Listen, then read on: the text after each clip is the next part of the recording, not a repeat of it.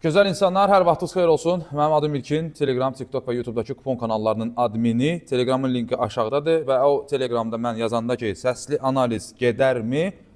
Xeyli sayda insan reaksiyaları ilə bildirsə ki, gedər, necə lazımdır gedər. 2-3 nəfər elə əsəbləşdi ki, ən az bizim daimi izləyicilərdən. Deyir ki, qardaş, abed vaxtıdır, nahar vaxtıdır. Rahat qoyuruq telefon qabağımıza, yeməyimizi yeyə-yeyə. Səni dinləyirik, qeydlərimizi aparırıq, sonra gəlib rahat kombinləyirik. Dedim, okey, yaxşı, mənə daha da yaxşı. Danışmaq xoşdur. Özdə elə bir qeydlər aparmışam ki, qısaca danışacağıq. Sonra VIP qrupu nömrəsi aşağıdadır WhatsAppda və nəyi unutdum? Saytımız. Saytımızda da baxa bilərsiniz. XG gözləntiləri var, statistik metrikalar var, baxa bilərsiniz. Belə. Başlayaq sürətli şəkildə. Qəliz oyundan başlayacağım. Valladolid Osasuna oyunu. Valladolid, Bundesliga 2-ni buraxacam. Valladolid Osasuna oyununda belə bir şey var. Bu oyun, mən baxan kimi birinci nə gördüm burada? Sanki belə qırmızı kartı gördüm orada. Və penaltini güdəcəm oyunda. Çünki Osasuna penaltidən fərqlənməyi sevir. İndi bəlkə Valladolid vurdu, bilmirəm penaltidən. Amma Valladoliddə məsələn Mamadou Sila çox sürətli oyuncudur. Onun məsələn vitrin oyunu ola bilər. Bilirsiniz ki, Valladolid düşüb artıq. Həm də kimin klubudur onu da yəqin ki bilirsiniz. Amma Osasuna yeri gəlmişkən Valladolidə Anti Budimir Osasuna'dan fərqlənib penaltidən. Əmsal çox bəyənmədiyim əmsaldır misilli açığı, amma baxa bilərsiniz. Məsələn, Etopazda bu standart olurdu, 2.70 olur, bütün oyunlara açılır. Ağlınıza batırsa baxa bilərsiniz, belə bir şey. Fulham-Chelsea oyunundan qarşılıqlı gol gözləyirəm. Qarşılıqlı gol gözləyirəm. Metrikada əslində onu deyir bizə. Mən burada birincisi Fulham bilirsiniz ki, Çempionlar Liqasının az qala xəyallarını qururdu Marco Silva'nın rəhbərliyi altında. Sonra bu səfərdə rəzil statistikası, mənasız xal itkiləri və s. və axır gətirdi, səbəb oldu indiki düşdüyü duruma. Amma evində Fulham yaxşıdır. Pis deyil və Chelsea-dən oynamağı sevir. Və yeri gəlmişkən Fulham'da birdən yadıma düşdü. Rodrigo Muniz. Deməli, Arsenal'a ehtiyatdan çıxıb vurdu. O ehtiyatdan çıxıb Rodrigo, bilməm indi, Muniz startda çıxar, yoxsa Fulham'da deməli, Raul Jimenez, mənim çox bəyəndiyim bilirsiniz ki, o çıxar. Bir də bu Muniz'in də anormal, mənasız top qaçırmaları var. Arsenal'la oyunda gol-gol sıxırdı, xədicədir, 2 neçə əmsal qalxmışdı.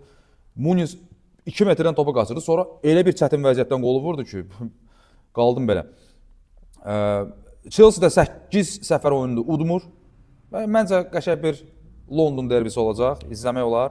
1-1 var oyunun. Sanki Fulham davam edəcək, sanki. Hərçənd, baxın, Chelsea-nin Fulham'a qarşı London derbilərində yaxşı statistikası var. Amma bilirsiniz ki, mən Fulham'ı, Marco Silva'nı çox bəyənirəm. Könlüm onlarlandır. Ipswich Arsenal, deməli, bu traktorçular düşüb. Ed Sheeran'ın komandası düşüb liqadan. Orada cüzi bir riyazi hesablama ilə nəsə, məsələn, bugün Wolverhampton belə olsa, filan şey elə olsa, o belə deyək də, sadəcə məncə özünü allatmaqdır, vaxt uzatmaqdır, cüzi bir möcüzə məsələsidir o.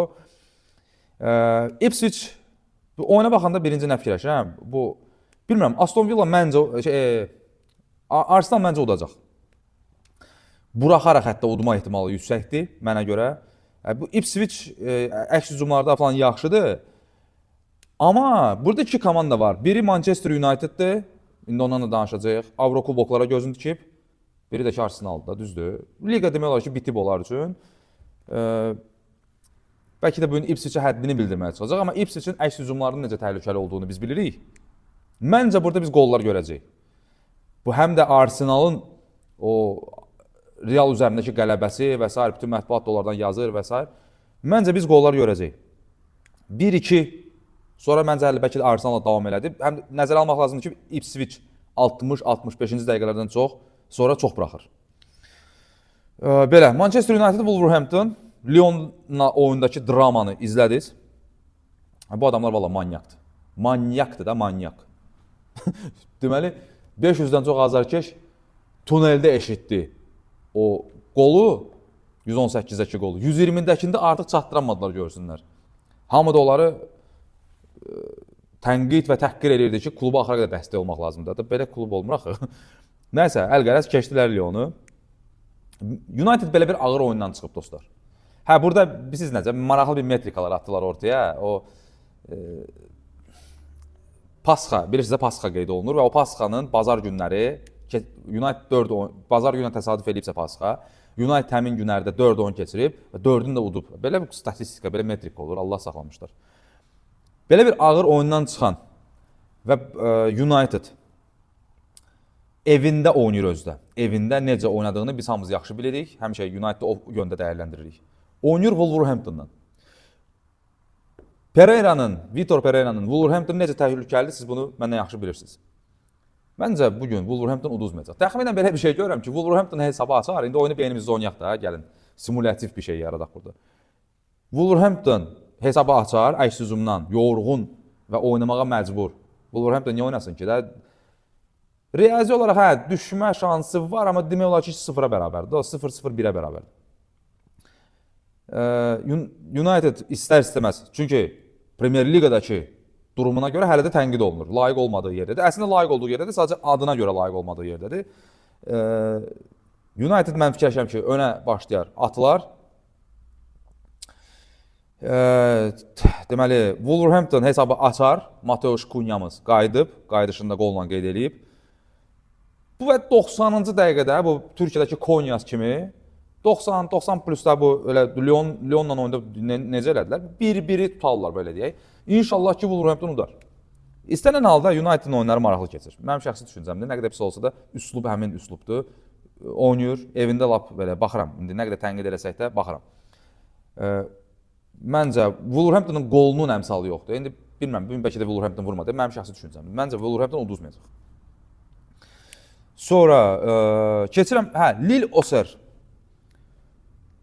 Bu oyuna da baxanda belə bir şey, Lille'in bu arada çempionluq şansları var. Hələ Çempionlar Liqasına düşmə şansı var. Və əslində Lille bu il Fransa Liga 1-də sırf bu heyətin o kadro dərinliyi deyirlər, heyət dərinliyi, mühəndisliyi.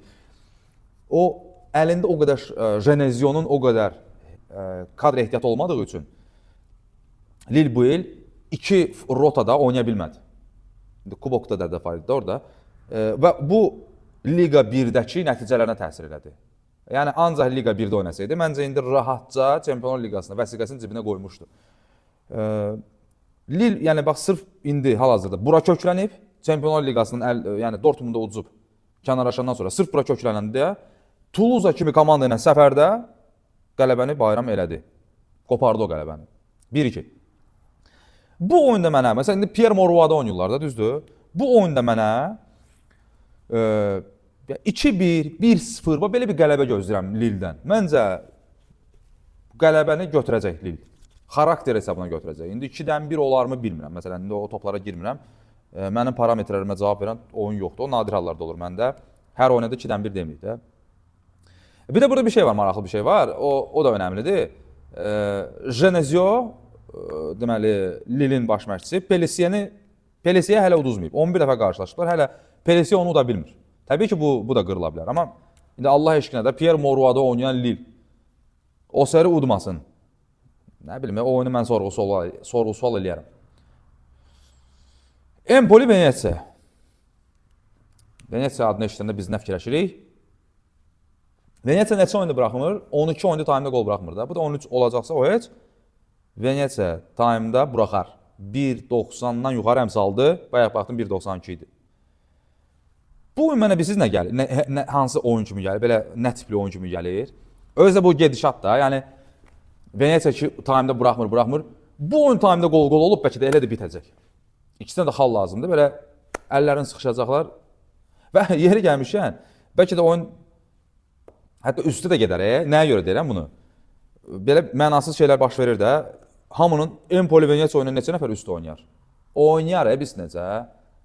Belə də o tərs köşə eləyib aşağı məbləğlə yoxlayanlar eləyər bəlkə də. Bu oyunun 1.5 üstünü mən yoxlayaram dostlar, time'da. O gedişatı qırmaq üçün. Amma Empoli'nin də evdə artıq məcburdur. Belə deyək də, dişinə görə bir rəqibdir. Yəni Atalanta deyil, Milan deyil, Inter deyil, Allah eşqinə bir oyuna da.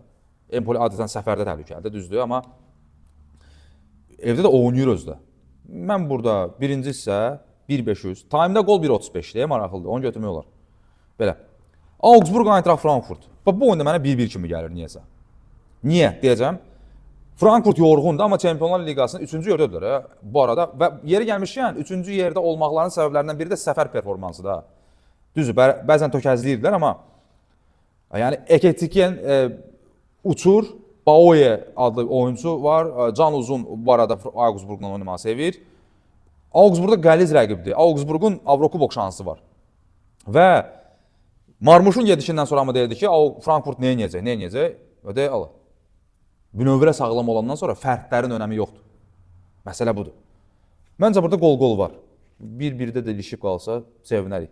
Çünki Augsburg, belə deyək də, Eintracht Frankfurt burada utsa da ki, potensial bazar, belə deyək də, adətən onu gözləyir də, belə bu tipli oyunlarda. Çünki Frankfurt adı həm tez-tez hallanır, Avropa səhnəsində də və s. və daxil daha qulağa, ürəyə yatqın bir komandadır. Amma mən deyirəm ki, biraz təhlükəli oyun ola bilər. Çünki Augsburg elə belə rəqib deyil. Augsburg özü evində. Augsburg biraz təhlükəlidir. Belə. Sonra Leicester-Liverpool oyunu var. Leicester-Liverpool oyununda da belə bir qəribə bir oyundur. Nəyə görə sizə deyəcəm. Leicester'ın axırıncı oyununu izlədim Brighton'dan oyunda. İnanılmaz. Yəni mən axırıncı oyun deyil, bəlkə də ondan qabaqki oyundur. Nəsə. Setanta Sport'un aparıcısı deyir ki, Brighton bir xal apardığına şükür eləsin. Leicester elə bir oyun oynadı. Elə bir oyun oynayar mı bu gün?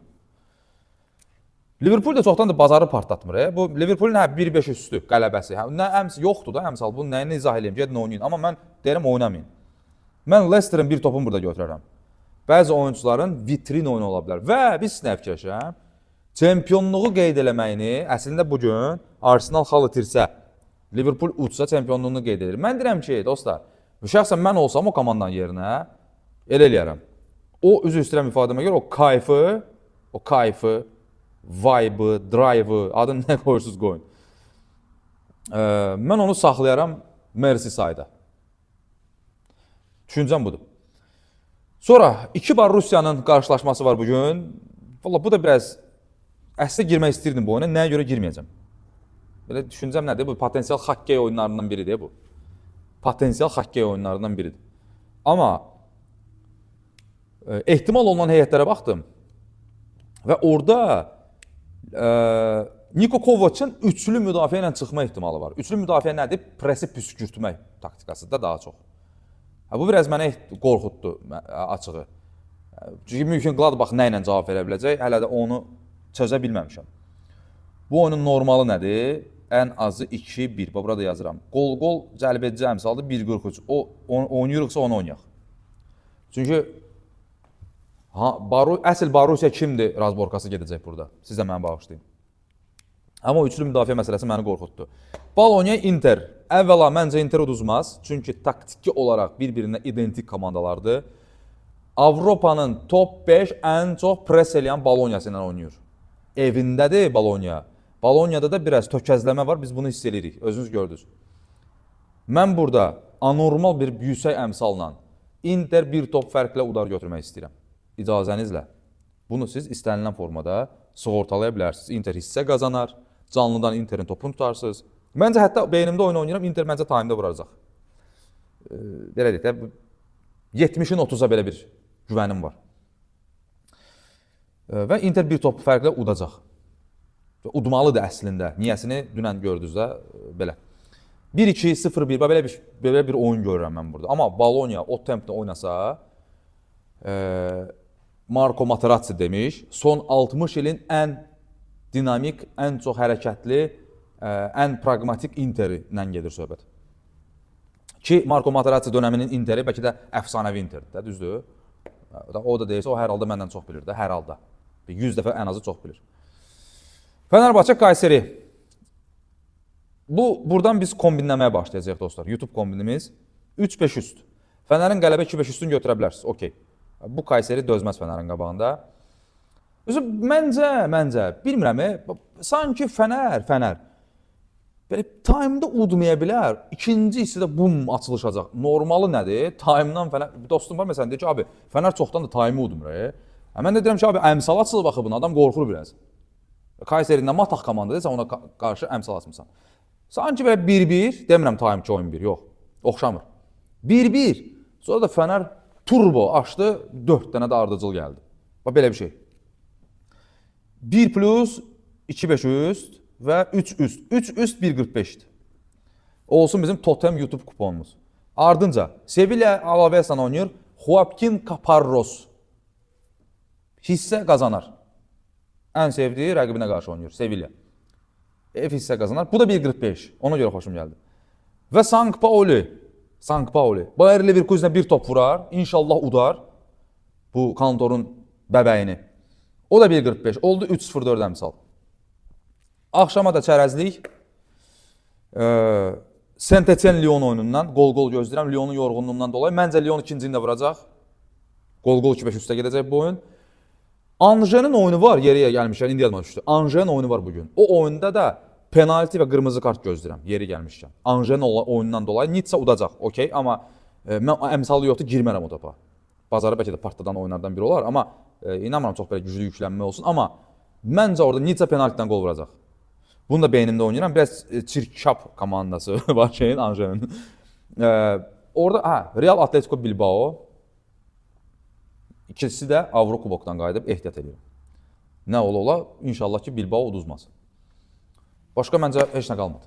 Öpürəm sizi dostlar, bağrıma basıram, Allah əmanət olun.